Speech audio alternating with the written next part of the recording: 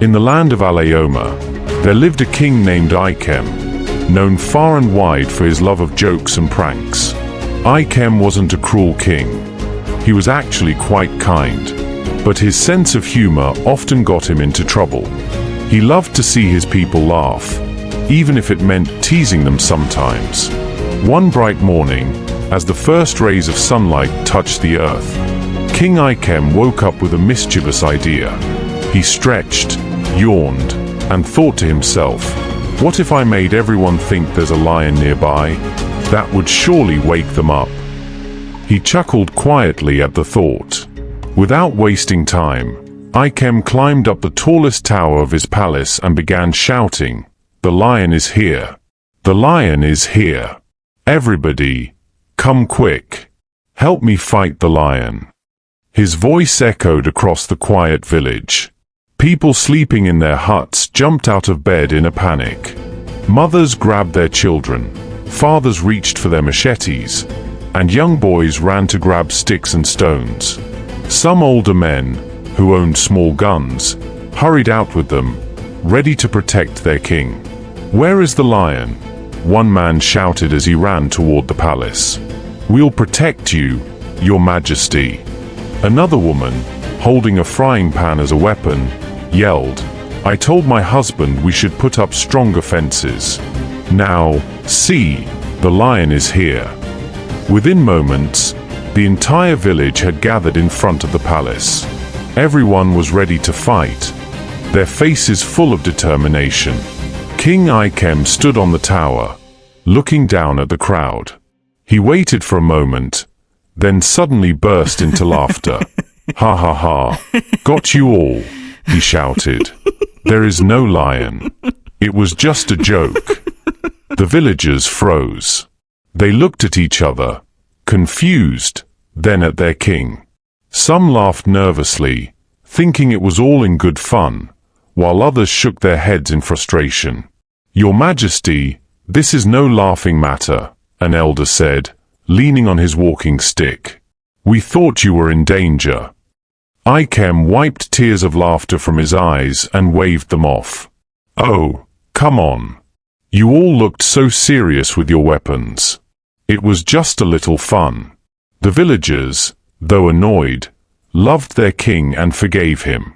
After all, he always found ways to make life in Alaoma exciting. But some muttered as they walked away, "What if there's a real lion next time? Will we believe him?"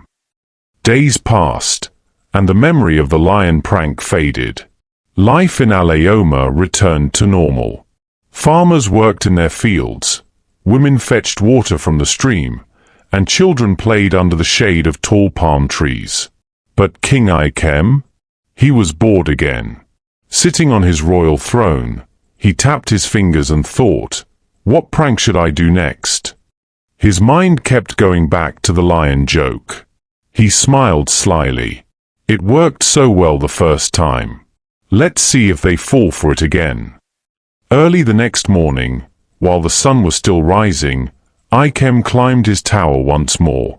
In his loudest voice, he shouted, "The lion is back. It's even bigger this time. Come quickly. Help me before it attacks the palace." Once again, the peaceful village was thrown into chaos. Men grabbed their machetes, women picked up pots and pans, and children hid behind their parents. A young man named Obi, who was always brave, shouted, "This time, we will catch the lion and show it no mercy." The villagers rushed to the palace, their weapons ready. "Where is the lion?" they shouted. "We are here to fight." Ikem stood on the tower, pretending to look scared. He pointed toward the forest and yelled, "It's over there. It's coming closer." Everyone turned to look in the direction he pointed, their hearts pounding. They gripped their weapons tightly, ready for a fierce battle. But after a few minutes, nothing happened. No lion appeared. "Where is it?" a woman asked, her voice shaky. "Maybe it's hiding," said a hunter, moving cautiously. Then, suddenly, King Ikem started laughing again. He clapped his hands and said, "Fooled you again. There's no lion. It's just me having some fun." The villagers stared at him in disbelief. Some were angry, while others felt foolish. "Your Majesty," Obi shouted, "we left our farms and chores for this. What if the crops spoil because we didn't water them on time?" Another villager added, "And what if there is a real danger one day? No one will believe you after all these tricks." Ikem waved his hand dismissively. "Oh, don't be so serious. Life is short. Why not enjoy a good laugh now and then?" The crowd murmured in frustration, but they couldn't stay mad at their king for long. They respected him, even if he was a bit of a troublemaker. Slowly, they went back to their homes, shaking their heads. But deep down, many of them decided that if the king cried lion again, they wouldn't be so quick to believe him. King Ikem didn't realize it, but his pranks were starting to cause real problems. The villagers were growing tired of his jokes. Some even whispered to each other, saying, "Our king is good, but he plays too much. How can we trust him when danger is real?" One day, a group of elders gathered in the village square to discuss the issue. They sat under the big baobab tree, fanning themselves with leaves. "Something must be done," one elder said. "The king's jokes are no longer funny. What if he keeps crying lion, and we stop coming? What if a real lion comes and harms someone?"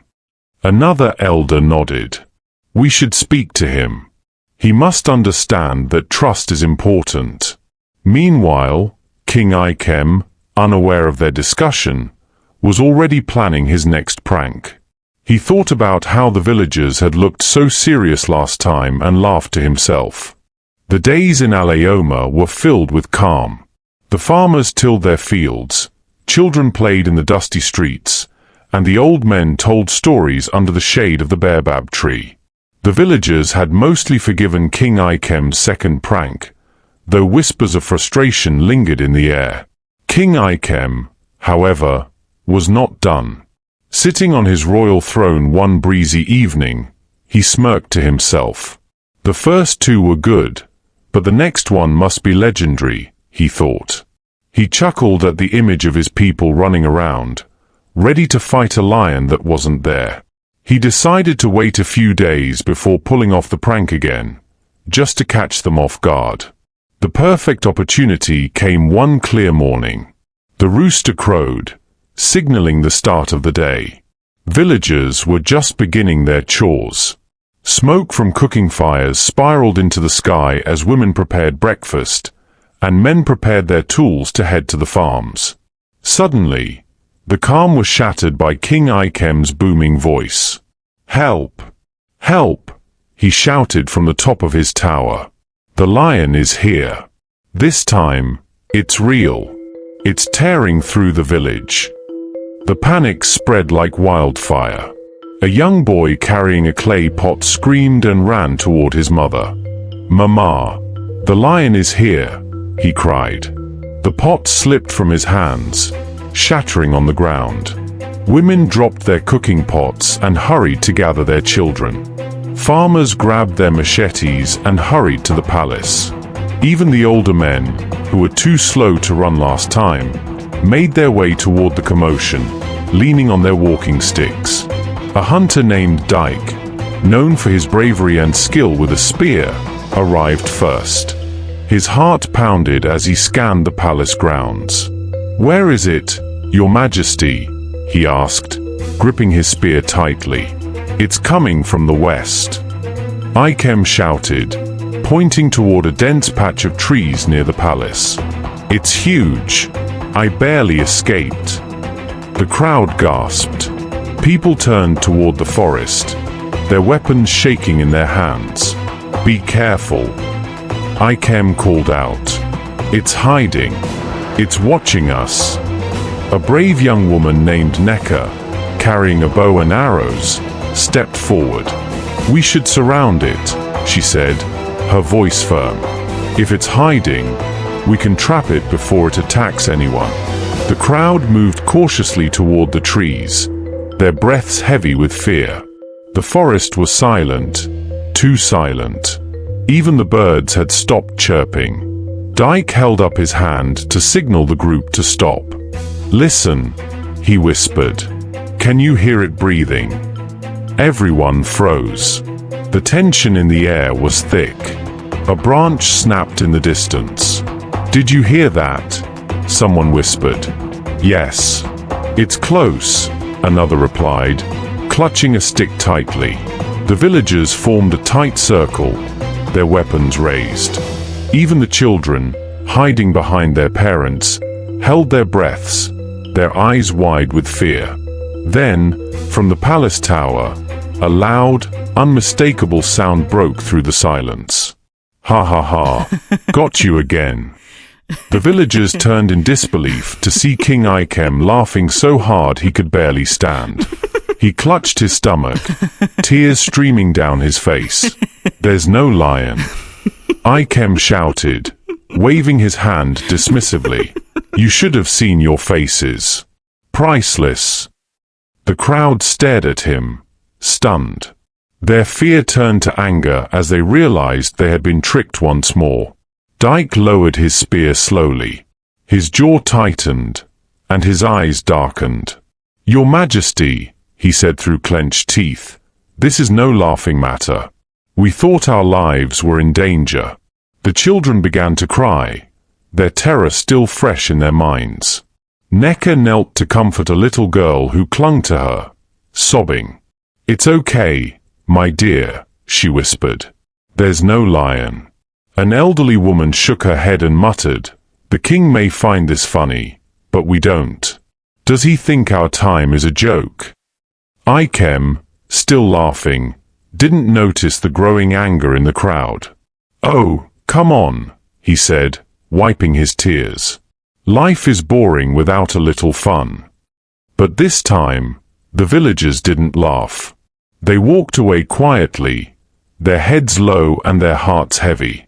Mothers carried their children home, whispering words of comfort. Farmers returned to their fields, muttering under their breaths. Even the hunters, who were usually full of energy, moved slowly, their spirits dampened.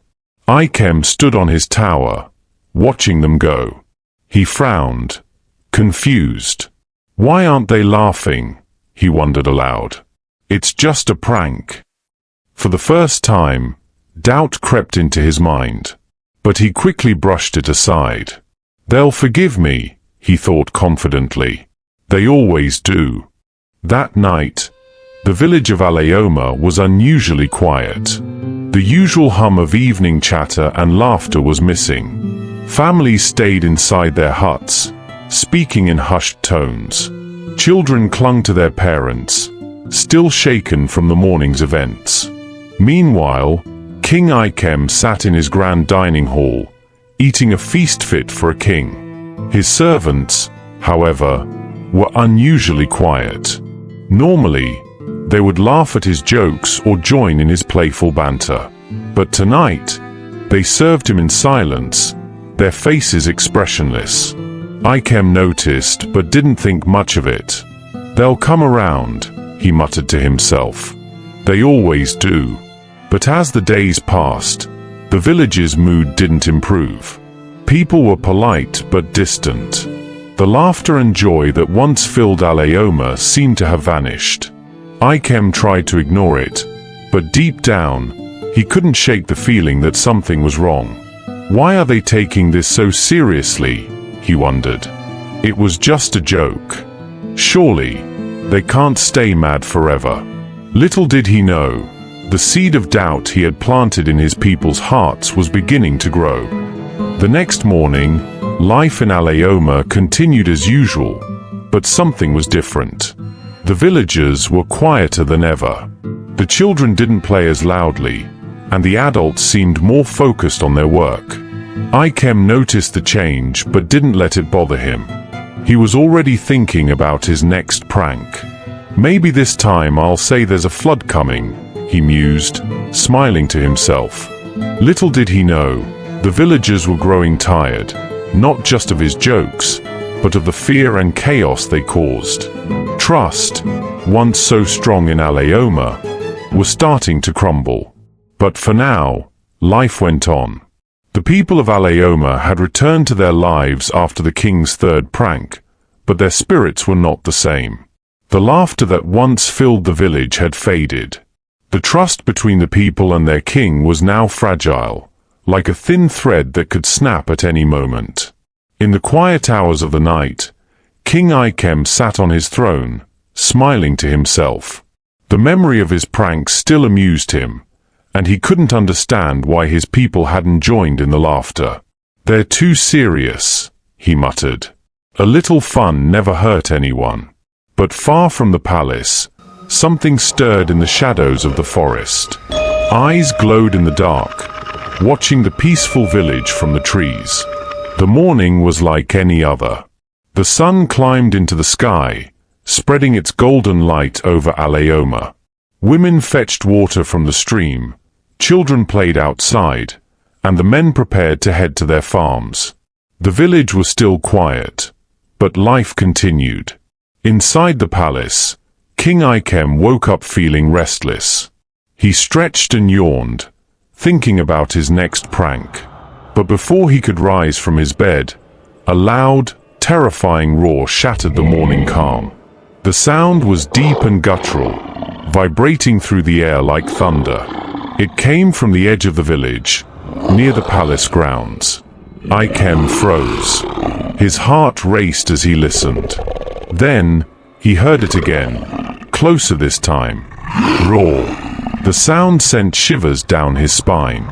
He jumped to his feet and rushed to the window. What he saw made his blood run cold. A massive lion, its golden mane glistening in the sunlight, prowled toward the palace. Its sharp teeth glinted as it snarled, and its piercing eyes locked onto the king. "Oh no, oh no," Ikem whispered, backing away from the window. His hands trembled as the lion let out another deafening roar. Suddenly, the king did something he hadn't done in years. He panicked. King Ikem ran up the stairs to the top of his tower, his legs shaking with fear. When he reached the top, he cupped his hands around his mouth and shouted, "Help! Help! The lion is here. It's real this time." The sound of his voice echoed across the village, waking everyone from their morning routines. But instead of rushing to the palace, the villagers paused. They looked at each other, confused and skeptical. "Isn't this the same trick he's pulled before?" one man asked, holding a hoe in his hand. Another woman, carrying a basket of yams, sighed. "He's probably laughing at us right now. I'm not going." Even the children, who usually believed everything the king said, hesitated. "Mama, is the lion real this time?" a little boy asked, his voice trembling. His mother shook her head. "Don't worry. It's just another of his pranks." Meanwhile, Ikem continued shouting from his tower, his voice growing hoarse. "My people, please, come quickly. The lion is chasing me. It's going to kill me." But no one came. The lion advanced, its heavy paws thudding against the ground. It snarled as it entered the palace gates, its eyes scanning for prey. Ikem looked down from the tower and saw the beast getting closer. "No, no, no," he cried, his voice cracking. "Someone, please help me." He ran back inside the palace, slamming the door shut. The lion roared again, this time so loud that the walls seemed to shake. Ikem grabbed a spear that hung on the wall, but his hands were too shaky to hold it steady. The lion pounced against the door, its claws scratching furiously. Ikem stumbled backward, tears streaming down his face. "This can't be happening," he whispered. "It's not supposed to be real." When the lion finally broke through the door, Ikem screamed and ran. He bolted through the halls of the palace, knocking over chairs and tables in his panic. I swear, it's real this time. The lion is real. It's chasing me. Please, help me." But the villagers simply walked past him, shaking their heads. "Let him face his prank alone," an old woman said, leaning on her walking stick. Ikem turned, and his heart nearly stopped. The lion had entered the village. It stalked him slowly, its eyes locked on him. "No!" Ikem screamed, crawling backward. "Please! Someone! Help me!" The lion let out another roar, baring its sharp teeth. It was close now, close enough for Ikem to feel its hot breath on his skin. For a moment, everything seemed to slow down. The villagers stopped what they were doing and turned to look. They saw the fear in their king's eyes. They saw the lion, its massive form towering over him. "Is it real?" Necker whispered, dropping her bucket. Dyke, still holding his spear, stood frozen. "It can't be," he said. "Not after all those lies." But then the lion roared again, and the sound was so fierce, so raw, that it sent chills through everyone in the village. "It's real," a boy shouted, pointing at the beast. The villagers gasped. The truth hit them like a wave. This time, there was no prank. This time, the danger was real. The air in Alaoma grew tense as the villagers stood frozen, staring at the terrifying sight before them. King Ikem was on his knees, trembling with fear. The lion's golden mane shimmered under the sun, and its deep growls sent shivers down every spine. "My people!" Ikem cried out, tears streaming down his face. "Please, forgive me. Help me. I swear it's real this time." For a brief moment, Dyke, the brave hunter, stepped forward, his spear in hand. But then he stopped. The memory of all the false alarms rushed back to him. The wasted energy, the humiliation, the fear that had turned out to be a joke. "No," Dyke said, his voice cold. "We've been deceived too many times. We don't know what to believe anymore." Others murmured in agreement, their faces filled with a mix of anger and sorrow. "But this is our king," Necker shouted, her bow trembling in her hands. She looked at the lion, then back at the villagers. "Are we just going to stand here and do nothing?"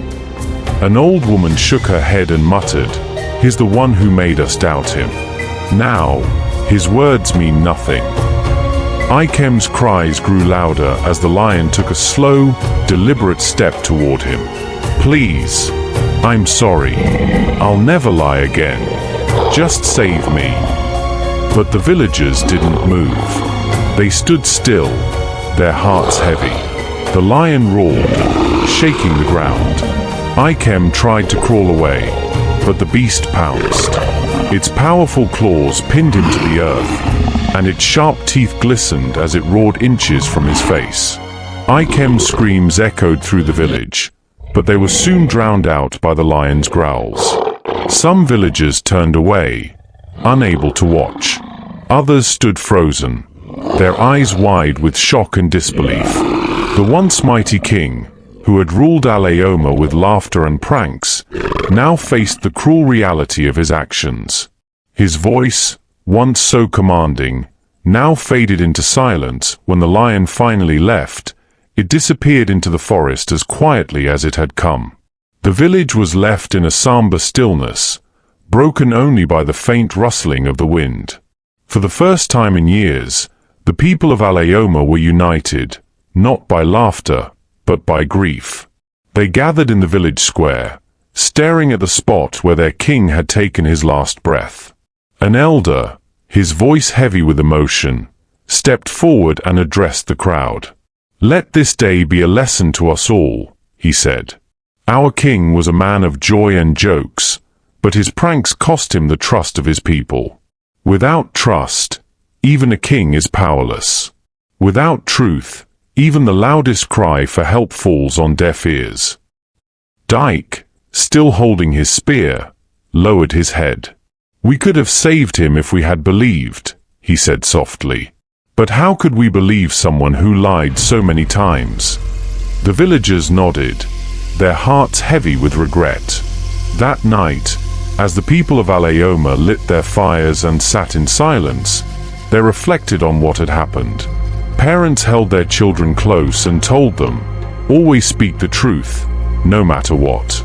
Lies may seem small, but they can grow into something that destroys trust. Others whispered among themselves, vowing to remember the king's fate as a warning. "A single lie can ruin a lifetime of trust," they said. "Even those in power must respect the truth, or they will lose everything." In the palace, the throne sat empty. The laughter and light that once filled its halls were gone, replaced by silence. The story of King Ikem and the lion teaches us a powerful lesson. Trust is like a fragile thread. Once broken, it is nearly impossible to repair. Lies might seem harmless in the moment, but they can have serious consequences that hurt not just the liar, but everyone around them. This story also reminds us to think about our actions and how they affect others. Whether you're a leader, a friend, or a family member, your words matter. Speak the truth, value trust, and treat others with honesty and respect. If you enjoyed this story and learned something valuable from it, don't forget to like this video, share it with others, and subscribe to this channel for more inspiring stories and lessons. Let's spread wisdom and positivity together. Thank you for watching, and remember, truth is the foundation of every strong relationship. Until next time, stay blessed.